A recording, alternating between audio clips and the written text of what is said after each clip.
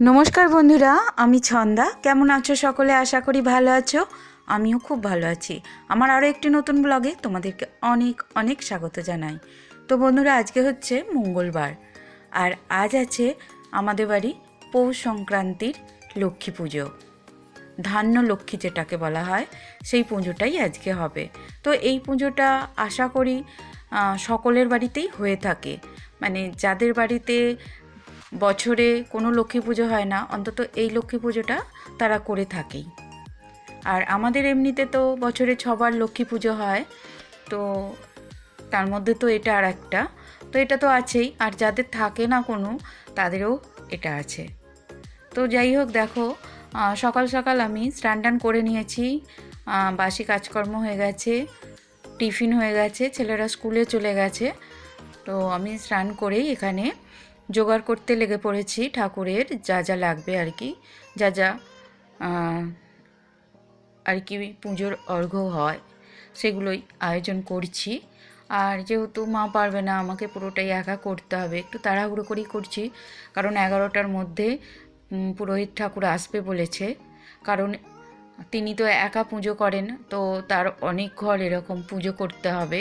তো সেই হিসাবেই আমাকে 11টার মধ্যেই জোগাড় করে নিতে হবে। আর আমি জোগাড় করতে শুরু করেছি মোটামুটি 10টা 15-20 হয়ে গেছে তখন থেকে। কারণ এর আগেও আমার কিছু কাজ ছিল, ছেলেরা স্কুলে গেছে, আর স্নান টান করেছি, তো ওদিকটা করতে বেশ কিছুটা সময় লেগে গিয়েছিল। আর এই তো দেখো, টুকটুক করে আমি জোগাড় করে নিচ্ছি, এদিকে ফল বানাচ্ছি।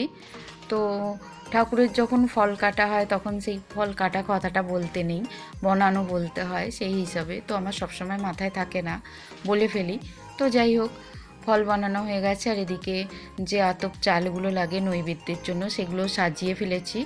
তো যে তক্তপোষটা পাতা আছে দেখছো, ওরই মধ্যে আমি সমস্তটা রেডি করছি, করে এবার নিচে আলপনা দেওয়া আছে, আলপনাটা শুকিয়ে গেলে তো একে একে দেখো আমি সমস্তটা সাজিয়ে নিচ্ছি, নিয়ে এবার সাজিয়ে গুছিয়ে রেখে দেব। তারপর পুরোহিত ঠাকুর এসে গেলেই তিনি পুজো করে নেবেন। তো তো ওনার হাতে তো বেশিক্ষণ টাইম থাকবে না, কারণ অনেক পুজো আছে।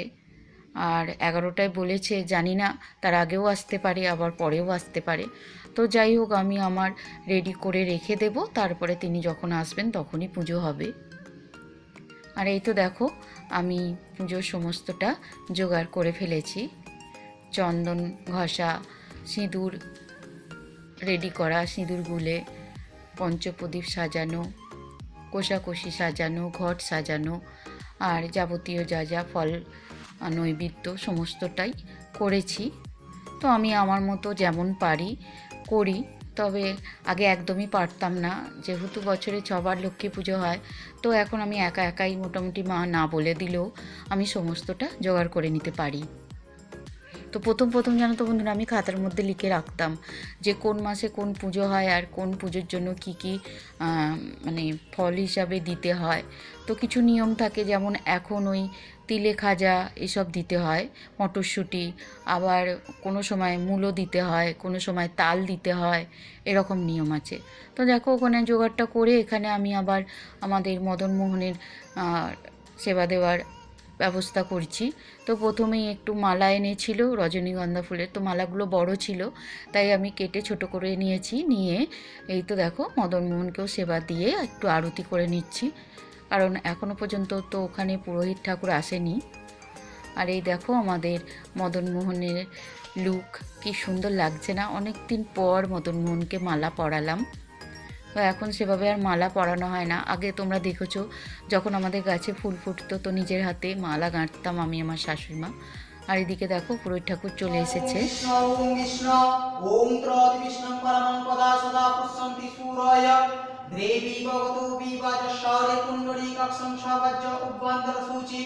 ওম নমঃ বিষ্ণু ওম নমঃ বিষ্ণু ওম নমঃ বিষ্ণু নমো নমঃ ओम नमो श्री माधव माधव जय माधव वाची माधव हरि साधव सारामति गंगाई माता नंदन नंदन पांच मंत्री गंगाई माता ओम गीतो के गाता मन का संगीत को ओम नमो नमो माता ओम राज मंत्र का पूजा का पूजा का भगवान की वाणी मंत्र का भगवान की वाणी नोने बात नहीं मान का ओम बात में दूसरा मंत्र का नहीं ओम नमो नमो का भगवान की वाणी हम से चले मुंह और मैं गुरु का नाम और नंतर की गुरु का नाम की जाति को बसाई हुई बात और हम पांच मंत्री का नाम और गुरु का नाम और नाम ओम मंत्र का नाम का नाम मंत्री नाम ओम दिनो दिनो नाम दिमा का नाम का नाम का गान को नाम दिमा का नाम का दिमा का नाम का नाम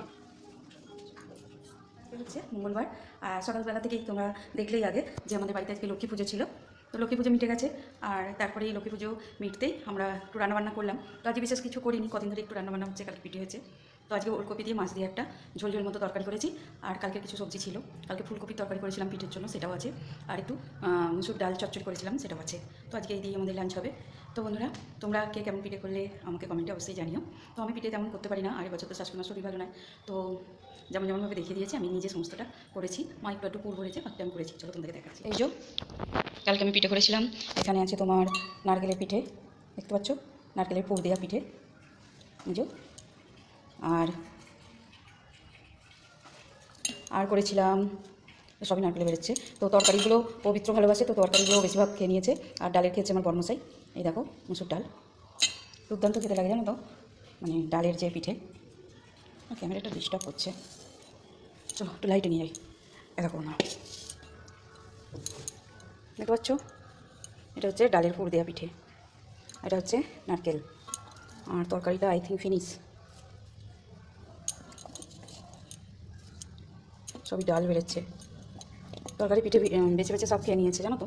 পবিত্র মানে পিঠে অত খেতে ভালোবাসে না, কিন্তু ও তরকারি পিঠেটা পছন্দ করে, তাই জন্য আর কি তরকারি পিঠেটাই ও খেয়েছে।